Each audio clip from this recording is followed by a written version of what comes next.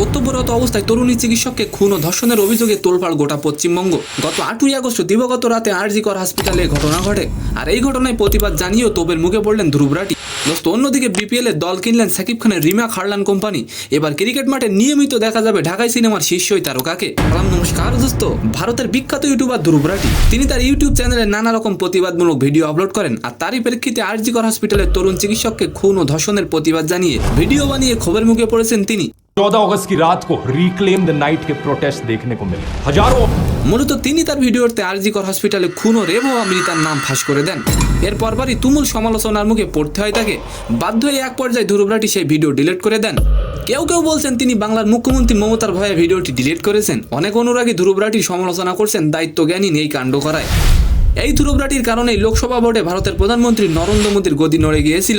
আরজি করের এই বিষয়টি নিয়ে ধ্রুব রাঠি বলেন তিনি মৃতার নাম তার পোস্টে নেওয়ায় অনেকে সেটার বিরোধিতা করায় তিনি সেই ভিডিওটি ডিলিট করে দিয়েছেন।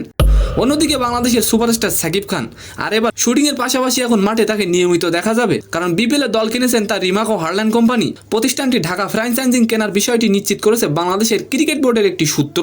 শুক্রবার 16 আগস্ট সকালে খবরটি সামাজিক যোগাযোগ মাধ্যমে ছড়িয়ে পড়লেও জানা যায় বেশ আগে থেকেই দল গোছাচ্ছিলেন এই সুপারস্টার সাকিব খান। তো সম্মানিত দর্শক, আজকের ভিডিওটি কেমন লাগলো অবশ্যই কমেন্ট বক্সে জানাবেন। আর ভিডিওটি যদি ভালো লাগে অবশ্যই একটি লাইক দিয়ে আমাদের চ্যানেলটিকে সাবস্ক্রাইব করে দিবেন। ধন্যবাদ।